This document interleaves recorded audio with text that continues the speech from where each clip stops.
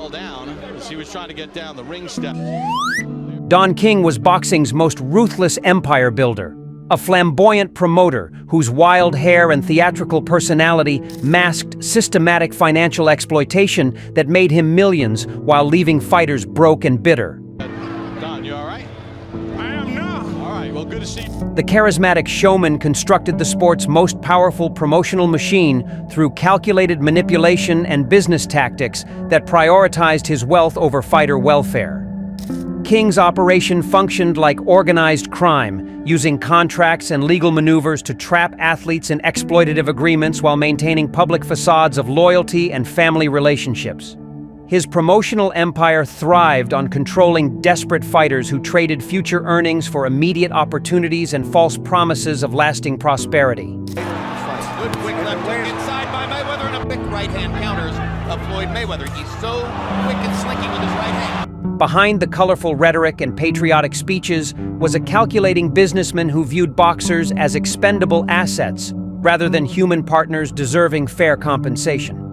King mastered the art of appearing generous while systematically stealing millions through hidden fees, inflated expenses, and contractual manipulation that most fighters never understood until it was too late. Some brave fighters eventually recognized King's exploitation and fought back through legal challenges, public exposure, and business competition that threatened his monopolistic control over boxing's most lucrative opportunities. Others discovered that crossing King meant facing financial warfare designed to destroy careers and reputations. We're exposing 6 individuals who dared challenge Don King's promotional dictatorship and learned that threatening boxing's most powerful parasite meant facing systematic retaliation designed to protect his exploitative empire. 6. Buster Douglas. Starting at number 6 is Buster Douglas, the unknown journeyman whose miraculous upset victory over Mike Tyson single-handedly demolished King's most valuable revenue stream and cost the promoter tens of millions in projected earnings. Douglas represented King's worst nightmare because he was an uncontrollable variable who destroyed carefully orchestrated business plans through one perfectly timed punch that nobody could have predicted or prevented. The financial catastrophe began when Douglas knocked out Tyson, instantly transforming King's golden goose into damaged goods whose drawing power and invincibility mystique disappeared forever.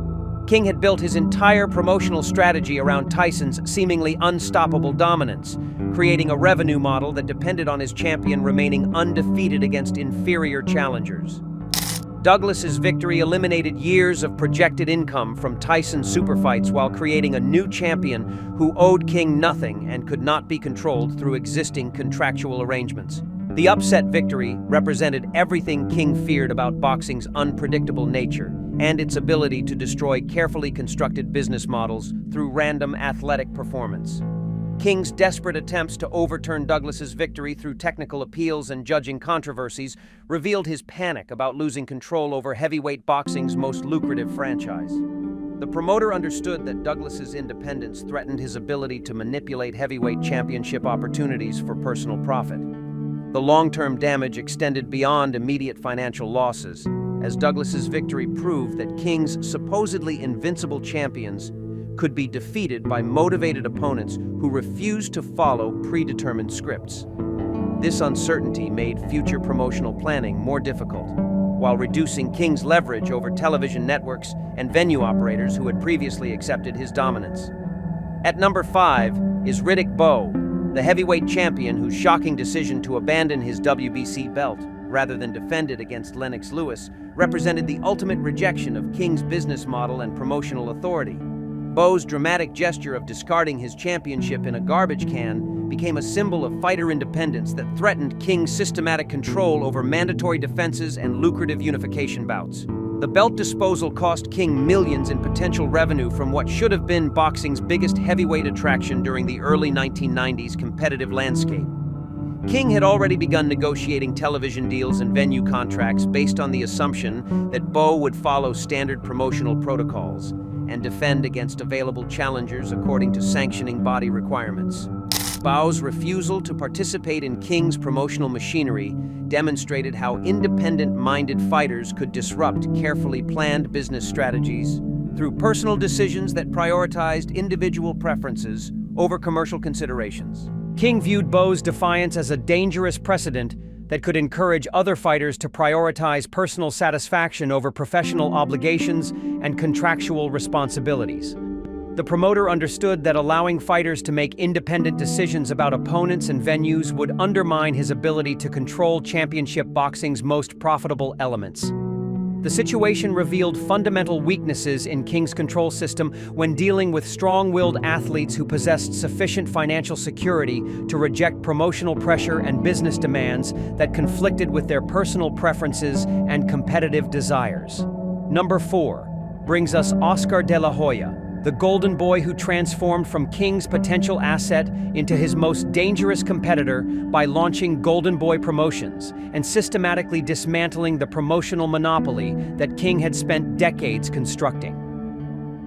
De la Hoya's creation of a rival promotional company represented existential threat to King's business empire because it demonstrated how successful fighters could transition from exploited talent into powerful industry leaders. The competitive warfare intensified when De La Hoya began recruiting King's established stable of fighters through superior contract terms and transparent business practices that exposed the exploitative nature of traditional promotional arrangements. De La Hoya's approach emphasized fighter welfare and equitable profit sharing that contrasted sharply with King's historical pattern of maximizing promoter income while minimizing athlete compensation. King watched helplessly as De La Hoya's organization attracted both active fighters and experienced staff members who possessed intimate knowledge of his operational methods and business vulnerabilities. The legal battles over fighter contracts and promotional rights created expensive litigation that drained resources from both organizations while establishing precedents that favored fighter mobility and contractual freedom. De La Hoya's success proved that alternative business models could thrive by treating athletes as genuine partners rather than expendable resources for promoter enrichment. King recognized that De La Hoya's emergence as legitimate competition threatened to fragment his market dominance while creating industry standards that prioritized fighter interests over promotional profit maximization. 3.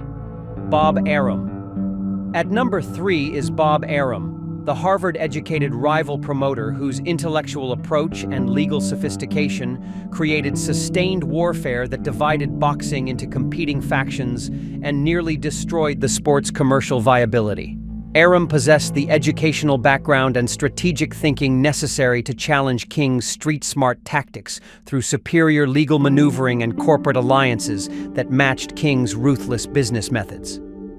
The promotional civil war escalated when both men began poaching each other's television relationships and venue partnerships while engaging in public relations campaigns designed to discredit their competitors' reputation and business practices. Arum's media savvy and articulate presentation style contrasted sharply with King's theatrical bombast, creating different promotional philosophies that appealed to distinct audience segments. Their mutual hatred extended beyond normal business competition into personal vendettas that consumed enormous resources through litigation and counter-litigation over promotional territories and exclusive broadcast arrangements. The ongoing legal warfare created uncertainty throughout boxing's commercial infrastructure as television networks and venue operators struggled to navigate conflicting claims about promotional jurisdiction. Arum's systematic approach to business development threatened King's improvisational style by demonstrating how methodical planning and corporate partnerships could achieve greater long-term stability than King's personality-driven promotional schemes.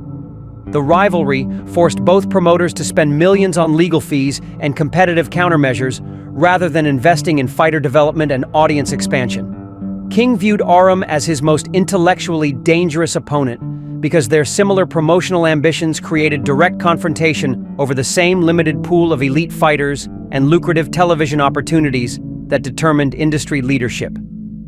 2. Larry Holmes. Number 2 is Larry Holmes, the heavyweight champion who became King's most persistent critic through public testimony and media interviews that exposed the systematic financial abuse underlying the promotional system. Holmes possessed the credibility and platform necessary to damage King's reputation because his championship status gave weight to accusations that might otherwise be dismissed as complaints from unsuccessful fighters seeking scapegoats. The relationship deteriorated when Holmes began questioning promotional accounting methods and contractual terms that seemed designed to maximize King's profits while minimizing fighter compensation through creative bookkeeping and inflated expense calculations. Holmes discovered that his purses were being reduced through mysterious deductions and administrative fees that had never been properly explained or justified. Holmes's willingness to speak publicly about King's business practices encouraged other fighters to examine their own financial arrangements and question promotional tactics they had previously accepted without scrutiny. The champion's credible accusations created media attention that forced boxing commissions and regulatory bodies to investigate promotional conduct more closely. King viewed Holmes's transparency campaign as existential threat because it could inspire widespread fighter rebellion against promotional exploitation while attracting regulatory scrutiny that might expose additional questionable business practices. The promoter understood that Holmes's influence could encourage systemic changes that would reduce promotional profits and increase fighter awareness about contractual rights. 1. Muhammad Ali. And finally, at number 1, the most devastating personal betrayal of all, Muhammad Ali, the legendary champion whose gradual recognition of King's systematic exploitation and ultimate rejection destroyed the promoter's credibility while exposing the manipulative foundation of their entire relationship. Ali represented King's greatest triumph and most painful failure because their partnership had established his promotional empire while its dissolution revealed his true parasitic nature. The relationship began when Ali needed King's promotional expertise to orchestrate his comeback from exile, creating mutual dependence that initially benefited both men through increased visibility and financial success. King positioned himself as Ali's loyal advocate and trusted advisor, while secretly manipulating contracts and financial arrangements to maximize his own profits at the champion's expense.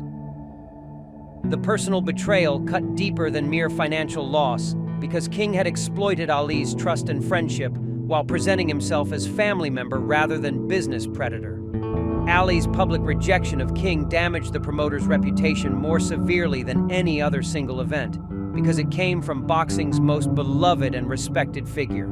King never recovered from losing Ali because it demonstrated that even his most successful relationships were built on exploitation rather than genuine mutual benefit, proving that his promotional success depended on deceiving rather than serving the fighters who made his wealth possible.